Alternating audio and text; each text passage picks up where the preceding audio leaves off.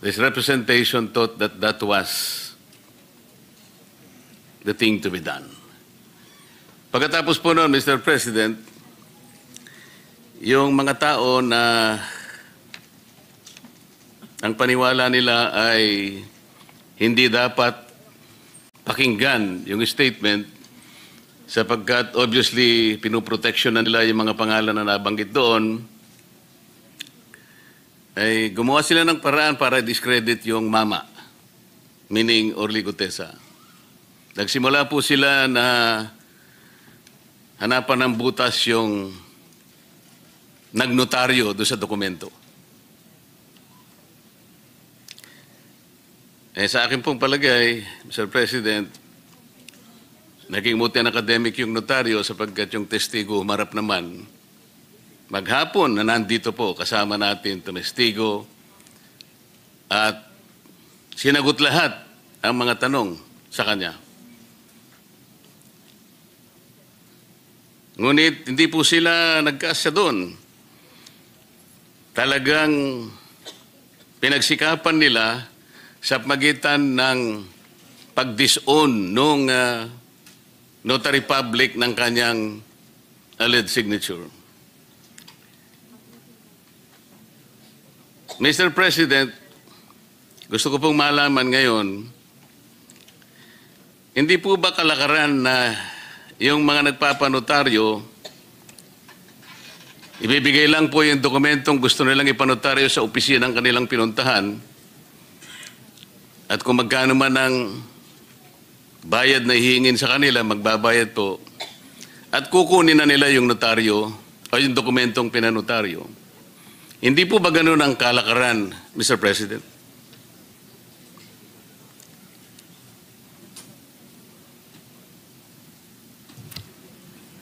That is correct, Mr. President. Kinakailangan ng personal appearance ng affiant. Ganun nga po ang ginawa niya, Mr. President. At kung titingnan po natin sa mga matataong lugar, for example, the vicinity of a city hall, doon po dikit-dikit po ang mga opisinang nagnunotaryo. Ganun pa nga pong nasa jeep na nagnunotaryo. Pangkaraniwan po bang nangyayari, Mr. President, na yung po nagpapanotaryo bago siya umalis ay pipilitin niyang puntahan yung inaakala niyang nagnotaryo at sasabihin niya, "Ma'am, sir, pasensya na po kayo. Gusto ko lamang pong malaman kung talaga kayo po ang pumirma dito sa dokumentong ninotaryo ninyo." Nangyayari po ba yun? Sinisiguro po ba nung nagpanotaryo bago siya umalis na yung inaakala niyang nagnotaryo sa kanyang dokumento ay siya nga? At nire-require po ba niya na talagang patunayan ng nagnotaryo na pirma niya nga talaga yung nasa dokumento? Well, base sa personal kong karanasan, mayroong assumption ang nagpapanotaryo na talagang yung nagnotaryo ay mayroong komisyon. Hindi ho kickback. Ibig sabihin, notarial commission. May authority. So, I agree na hindi practice yung ang nagpapanotaryo, tatanungin pa yung nagnonotaryo, ikaw ba talaga itong pumipirma? In fact, kabaliktaran. Ang notaryo nagtatanong dun sa pipirma, ikaw ba talaga ito dahil kailangan mong humarap sa akin? Salamat po sa inyong kasagutan. Totoo po yun. Lalong-lalo na po kung yung dokumentong sinasabi nila na pinalsipika ay meron naman pong notarial details. Ang ibig sabihin po, merong stampad na ginamit na kung saan po sinusulatan yung mga detalye ng notaryo at meron pa pong parte doon na kung saan ay ilalagay mo yung numero ng dokumento, yung pahina, pati po yung bilang ng Book of Registry. Yung pong dokumento ni Gutesa, Mr. President, pag sinalat mo po, meron po kasi akong kopya. meron pong dry seal. Ang ibig po bang sabihin, Mr. President, si Gutesa, kinakailangan pa niyang maghanap o mag-imbento ng stampad para sa notarial details at saka yung lugar ng opisina na kung saan i-stamp mo doon? Manghihiram o magnanakaw kaya siya ng isang dry seal? Paano gagawin ng isang ordinaryong taong pumunta sa isang notarial office na hanapin lahat ito? Saan niya kukunin yung notarial number? Saan niya kukunin yung book number, yung page number? Ano po ang mapapala ng isang nagpapanotaryo kung pepekehin niya yung notaryo? Sir President,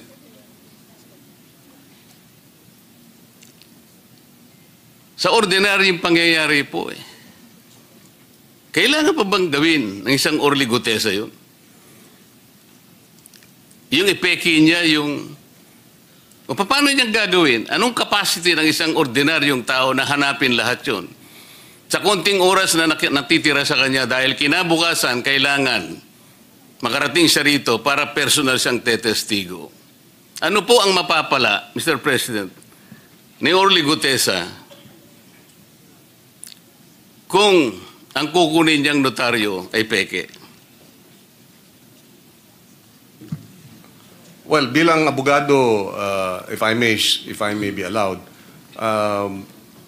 clearly, ang merong, at the very least, ang dapat may pananagutan dun, yung pumeke, rather than si Ginoong Gutesa. In good faith, the way I see it, no, I could be mistaken dahil hindi naman natin nakausap personal si Mr. Gutesa. So this is really more speculative. In good faith, pumasok siya ron. Sinabi, magpapanotaryo, pinirmahan ni Ginoong Gutesa. At yun na nga, may stamp, may signature, may date, etc. So, kung merong may pananagutan dun, yung nameke.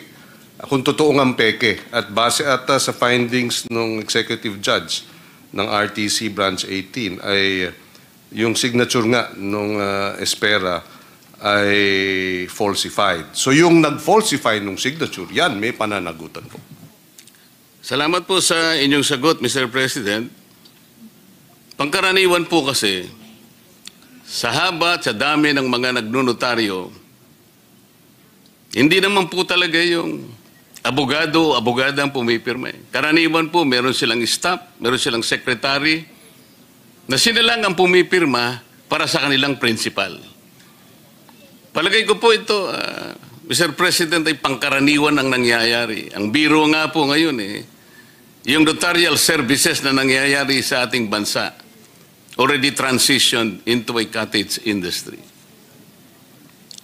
Tama po ba yung observation, Mr. President? In practice po, maaaring ang sabihin na nangyayari yan. Pero hindi pa rin sabihin na nating legal. In other words, yung pagde-delegate ng notarial services sa isang staff is against the law. At according to our court administrator, merong isinasagawang spot checking. Sino? Ang executive judge, Carl. Ang executive judge ng Maynila para madetermina kung talagang maayos yung dokumento, yung notarial registry nung mga notary, yung mga commission, notarial commissions. Kaya ko po binibigyan ng emphasis ito, Mr. President. Yung kahalagahan po ng kanyang sworn statement, kahit na po yung ating chair ng Blue Ribbon Committee, paulit-ulit niyang sinabi na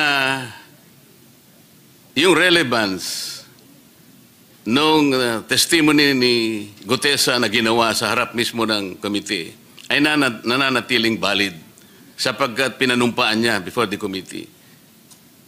Ngunit, ang nakakabagabag nga po, Mr. President, bakit pinipilit na ibaling sa isang bagay na hindi naman yun ang punto ng pinag-uusapan?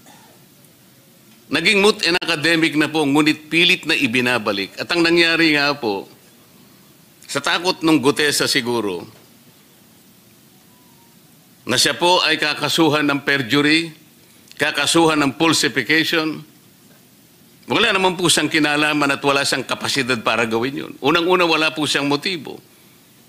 Ang totoo po niyan, ako lamang po ang nagsabi sa kanya, ipanotaryo mo yan, Mr. Gutesa, kasi hindi man kita kilala eh.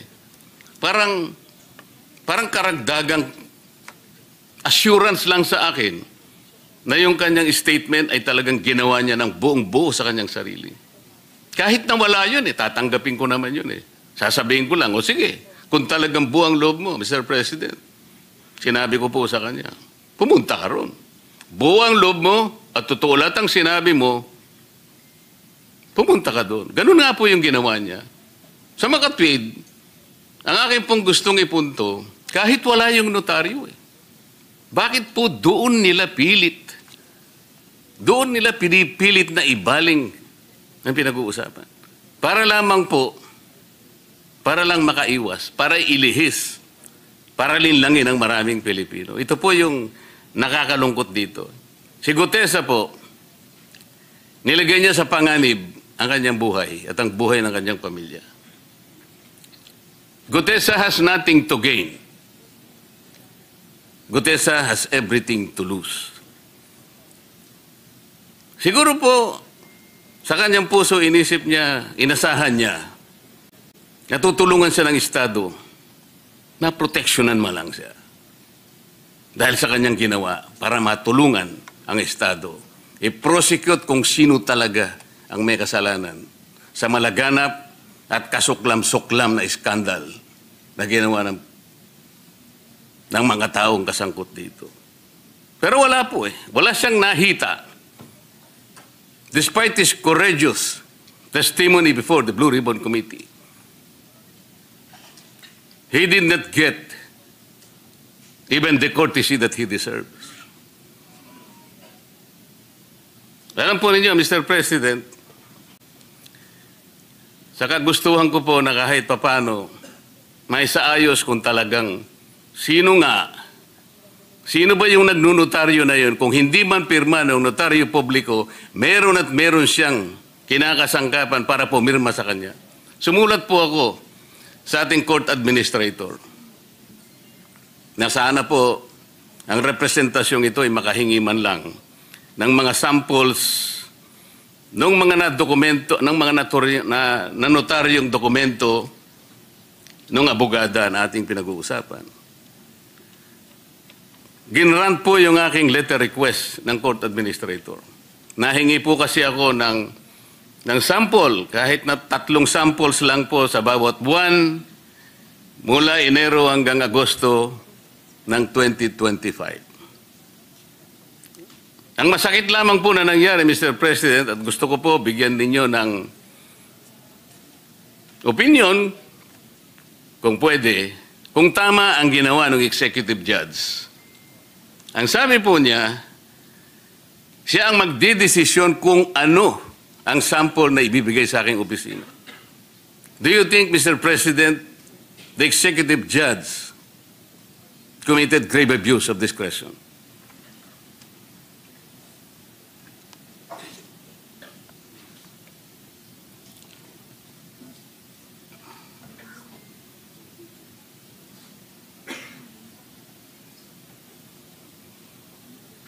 Yes. According to the court administrator, the executive judge submitted 3 samples, Sample documents. and therefore they deem it as a compliance. Now, if additional documents may be requested, then the court administrator is willing to likewise allow such access to these Subject to documents. the rule on data privacy. Yes, subject to the rule on data privacy. Mr. President, ang tinatanong ko po, siya po ba ang magdidesisyon kung aling kopya ang ibibigay sa amin? Kasi po yun ang kanyang desisyon eh. Pinapunta ko po yung aking mga staff doon. 3 sila sapagkat alam ko marami pong dokumento ang nandoon sa kanyang mga notarial books. mga 8 buwan po ang ating hinihingi. So 3, marami po yun. Ang sabi po ng clerk of court, ng RTC, sinabi raw po ng judge na, I will decide which copy is to be submitted to the office of the senator. Tama po ba yun? Wala po bang kalayaan ang mga staff ko na sila na po ang pumili?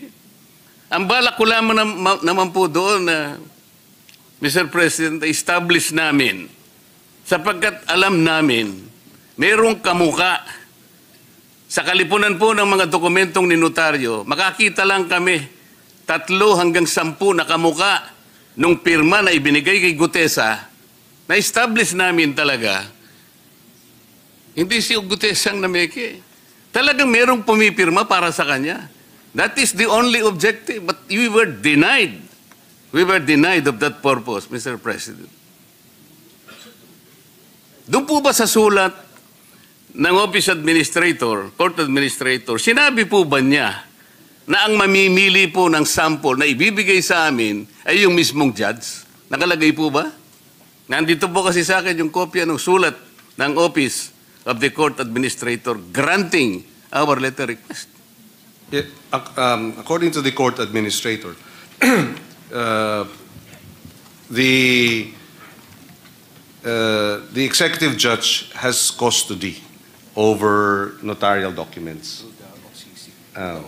Yes, through the OCC. Office of the Clerk. Yes, the Office of the Clerk of Court. And therefore, having custody of these notarial documents, they therefore have the authority and discretion to decide which of these notarial documents, if 3 were requested, then they have authority to decide which of the 3. Now, if 20 were requested, or all documents were requested, then there would be no discretion, and this could be made available, subject to the law on data privacy. Mr. President, ang inihingi lang po namin ay yung kalayaang makita namin ang mga dokumento.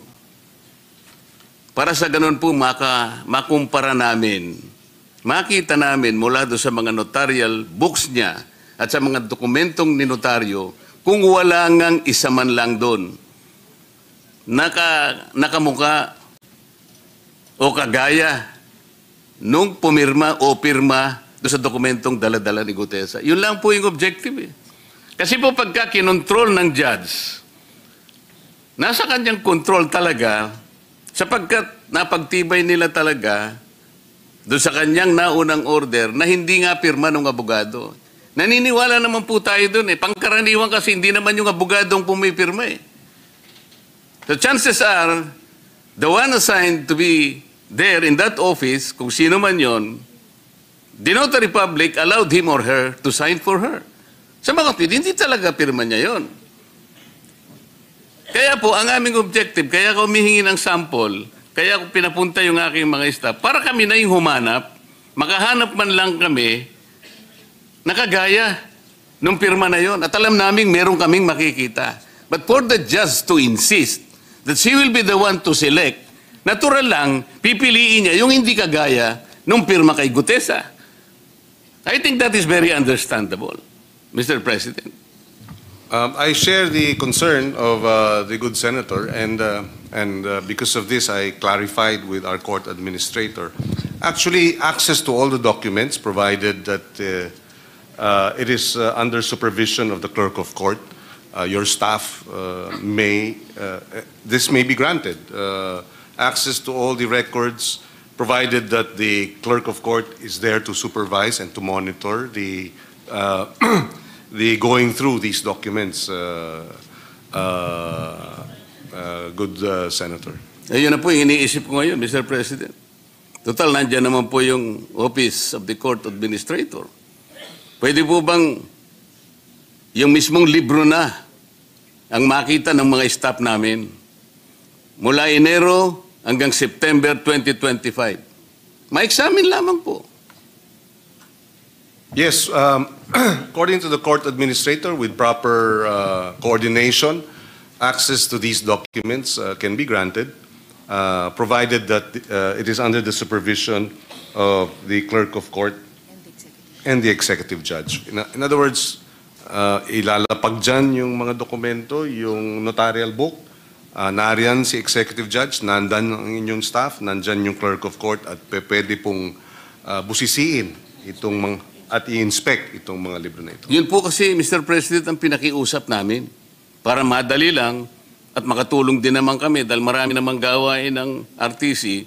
Nandun po yung 3 staff ko, nakabantay yung clerk of court, titingnan lamang po. And according to the Court of Administrator, they will allow such access. Siguro nag-iingat lang yung executive judge at she confined the inspection to the, as requested, 3 documents. But having said that, the court administrator now is saying that yes, access to all these records can be made available upon the request, provided that the executive judge and the clerk of court is there as your staff go through the books and subject to the Data Privacy Act. So, Mr. President, salamat po ron.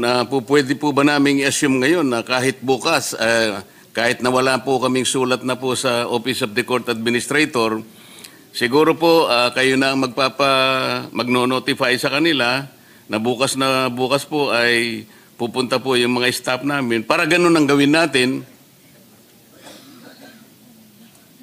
Kahit daw po mamaya, basta office hours, pwede na daw po.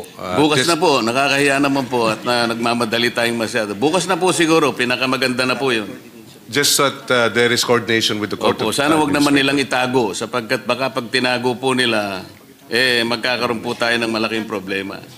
Ang ina-assure po tayo ng Court Administrator na hindi naman daw po dahil naroon lang daw po yun. Salamat po, Mr. President. Maraming salamat. Ito po yung excerpt kasi ng resolution po ng executive judge. Kaya nakakapagbigay po ng iba yung pagdududa sa representasyong ito. Ang pinag-uusapan lang po ron, ang core issue lamang po whether or not pirma niya yun o hindi. At kung kinakailangan maproteksyonan yung integridad ng notarial service. Pero nagpakahaba-haba po yung yung executive judge. To reiterate, sabi niya po, in view of the fact that the sinumpaang salaysay contains spurious notarial details,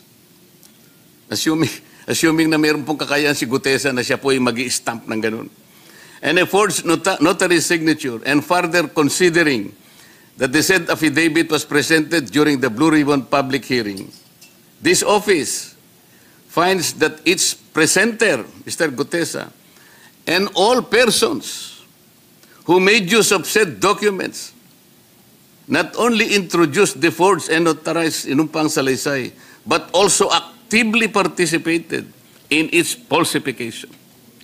Sana naman po kayo nakakitang order na gano'n? Ako po yung nagpresente.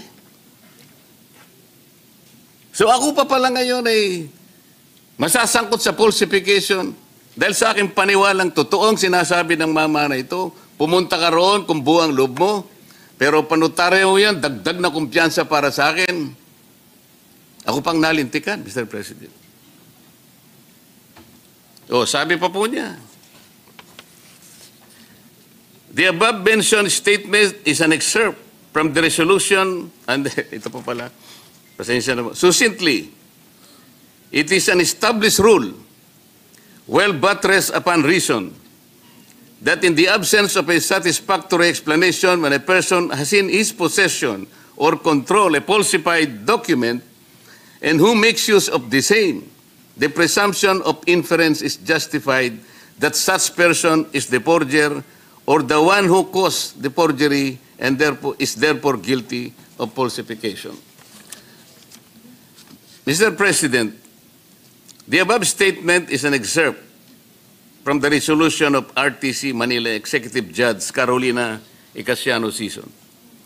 The resolution further states that aside from Mr. Gutesa, sabi po niya, all persons who made use of said documents not only introduced the forged and notarized sinumpang salaysay, but also actively participated in its falsification. Yung sinabi ko po kanina.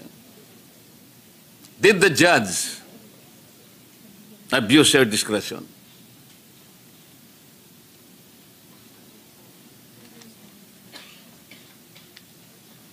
Well, according to the court administrator, it is their view that no, because there is a presumption of regularity. And if I may, well, I was listening to the good senator. Sabi kasi absent the facts, absent the evidence to the contrary, no, or information to the contrary.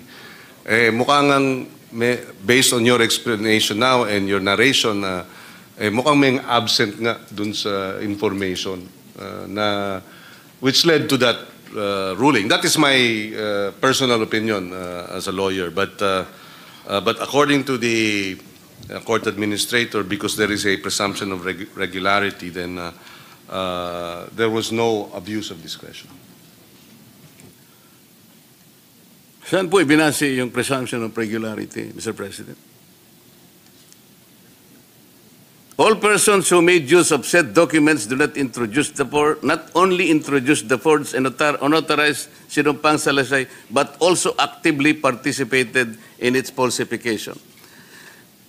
Tinawag ba niya ako doon o yung mga taong nag-present ng document na yon? Wala po. Ang totoo po niyan, this representation requested a copy of her resolution. Hindi po niya ako binigyan. Ang sinabi po niya, you are not party to the case. Who is party to the case, Mr. President? Ang sabi pa po niya, she gave a copy to the Blue Ribbon Committee. So this representation, nagpakuha po, nag-request sa Blue Ribbon Committee. Sabi ng Blue Ribbon Committee, we have no copy of that resolution. So sino po binigyan niya? Regular po ba yun? Where is the presumption of regularity here? Sabi niya, hindi ako party. Hindi ko naman sinabing party po ako, but party po ako ng Blue Ribbon Committee.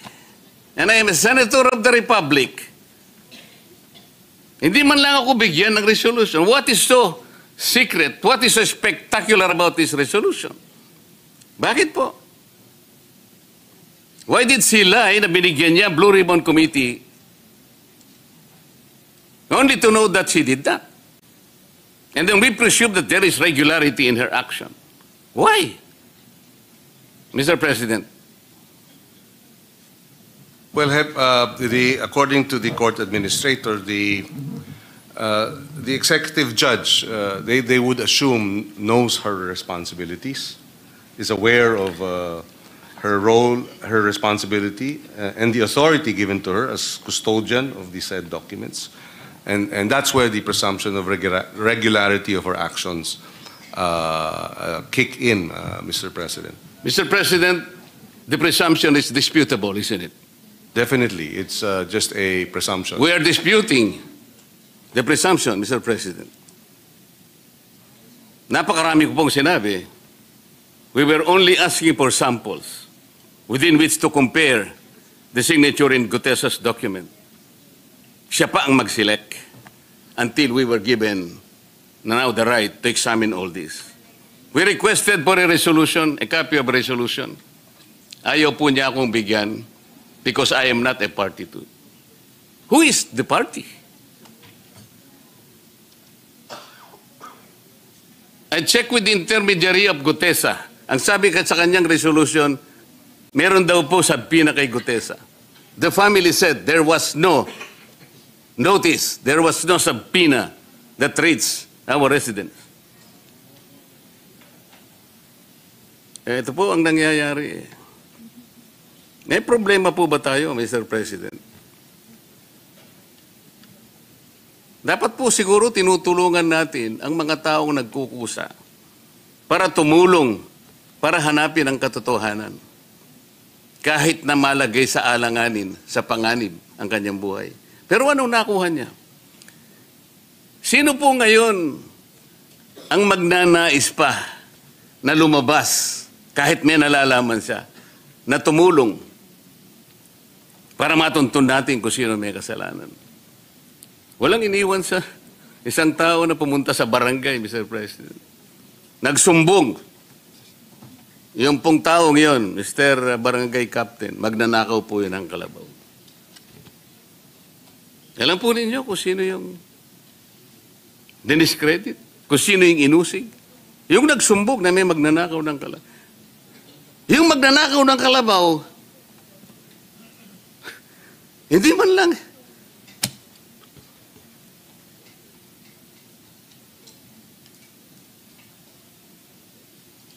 Mr. President, I share the frustration of Senator Marcoleta. I remember the case of the ZTE-NBN, wherein the whistleblower ended up being the one convicted. Yes, this is most unfortunate when instances wherein those who are who wish to testify or witnesses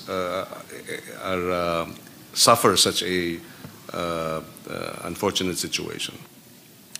Mr. President, the Supreme Court, time and again, has admonished notaries who fully entrusted the notarization process to their office secretaries, like what happened here, and has even deemed it as gross negligence on their part,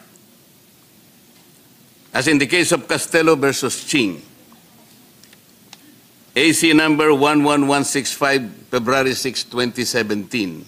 Ang sabi po ng Korte Suprema ay ganito: gross negligence on the part of a notary public encompasses the failure to observe any of the requirements of a notarial act under the 2004 rules of notarial service, notarial practice, which would result in putting the rights of a person to his liberty or property in jeopardy. This includes, among others, failing to require the presence of the signatories to a notarial instrument and ascertaining their identities through competent evidence thereof, and allowing knowingly or unknowingly people other than notary public himself to sign notarial documents, affix the notarial seal therein, and make entries in the notarial register. This is what exactly happened. This notary public allowed their signature to be signed by others.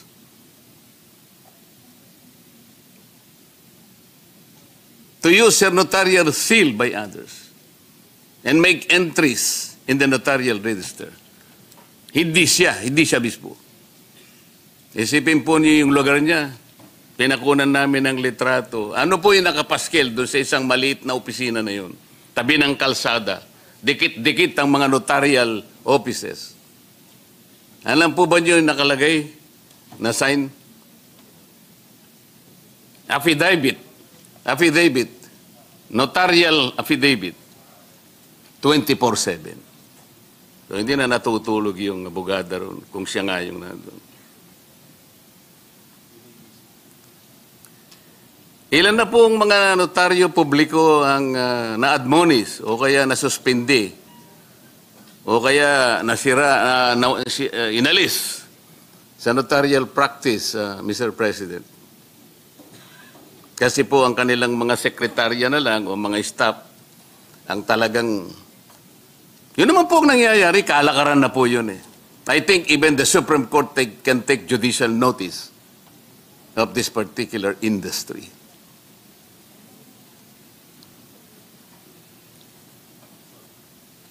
Our apologies, good Senator. I was just clarifying a matter regarding whether or not Attorney Espera did delegate.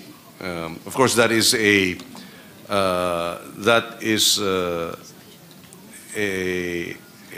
accusation or a allegation, rather, and if proved to be true, then definitely Espera should be held to account for that.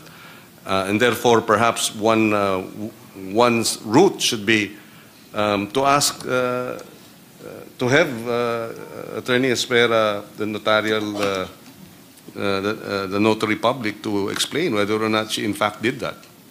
Of course. Kasi po, Mr. President, yung ninotaryohan na kontrata ng PESA, ganun din po yung pirma. Si Attorney... Sino yung Comelec? Romy Macalintal. Nung makita niya po yung dokumento ni Gutesa na yung pirma gano'n, kapareho din ito yung mga ipinresent nila rito, yung intervenor sa isang barangay. Ang dami po nito. Kapareho din po yun Kaya po, tinatanong ko, ilan na po yung nasuspindi kaya? Ilan na yung na-reprimand? Ilan na yung kinastigo ng Korte Suprema? Baka naman po, mangilan-ngilan lang, kaya po siguro naging cottage industry na po ito Gaano po tayo kaingat yung pagbabantay sa ganitong mga ginagawa ng ating mga abogadong nagnonotaryo po, Mr. President? According to the court administrator, marami na raw na suspend, no? Na notary public dahil dito sa ganitong mga hindi tamang mga kilos at very serious ang Korte Suprema sa ganitong mga usapin when it comes to notarial commissions and such acts, such malpractices. Gano'n na po kaya karami, Mr. President? Kasi po kung ibabatay natin sa mga notary publics na nagkalat na po, parang mga kabuti na nagsulputan sa napakaraming mga lugar, lalong-lalo na po sa mga mataong lugar.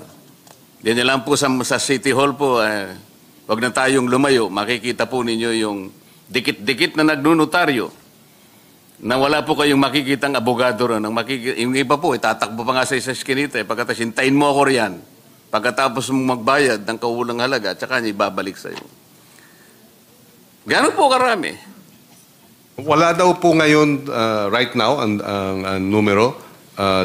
They will be submitting. So, Mr. President, ina-assume po natin yung dami po ng nagnunotaryo ngayon na dikit-dikit sa paligid ng mga city halls ng ating bansa. Lahat po ba yon ang pumipirma yung mga abogado? Under the law and the commission, dapat. Dapat Now, po. Yes. Pero sa nangyayari, sa totoong buhay, sila po ba yung nandoon na nagnonotaryo, Mr. President? Well, dapat din under the law, pero yung realidad, Hindi po, hindi ba? maaaring ang merong dinedelegate. Yun nga po Si Gutesa ay biktima po rito. Siya po yung nabiktima rito. Pero siya ngayon ang kakasuhan ng falsification, ng perjury. Ang tanging kasalanan niya ay lumabas lamang at nagpasya para tulungan ang Estado hanapin kung sino ang utak ng makawalang hiyang nangyari sa ating bansa.